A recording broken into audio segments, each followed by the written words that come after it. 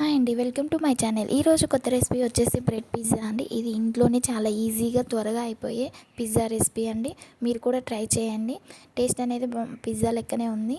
ముందుగా దీని మీద పిజ్జా సాస్ వేసుకోవాలండి. పిజ్జా సాస్ లేని వాళ్ళు టమాటా ketchup and red chilli sauce రెండింటిని యాడ్ చేసుకొని వేసుకోవచ్చు. ఇలా పిజ్జా సాస్ వేసిన తర్వాత ఈవెన్గా స్ప్రెడ్ చేసుకోండి. ఈవెన్గా స్ప్రెడ్ చేసుకున్న తర్వాత దీని మీదకి క్యాప్సికమ్ ముక్కలను పెట్టుకోవాలండి.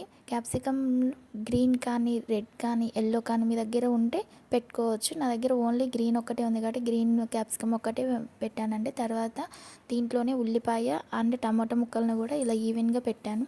ఆ తర్వాత మీ దగ్గర ఏవైనా కూరగాయలు ఉంటే వేసుకోవచ్చు. తర్వాత దీని మీద స్వీట్ కార్న్ వేసుకున్నాను. ఆ తర్వాత రెడ్ చిల్లీ చీక్స్ వేసుకోవాలండి. ఇవి లేని వాళ్ళు ఎండుమిర్చిని దంచైనా వేసుకోవచ్చు.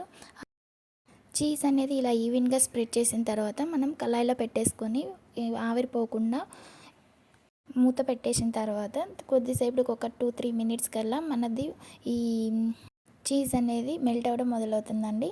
తర్వాత చీజ్ కొంచెం మెల్ట్ అయిన తర్వాత తీసేస్తే అంతే అండి, వేడి వేడి పిజ్జా అయితే రెడీ అయిపోయింది. చాలా టేస్టీ కూడా ఉంది. మీరు కూడా ట్రై చేయండి. నచ్చితే లైక్ చేయండి.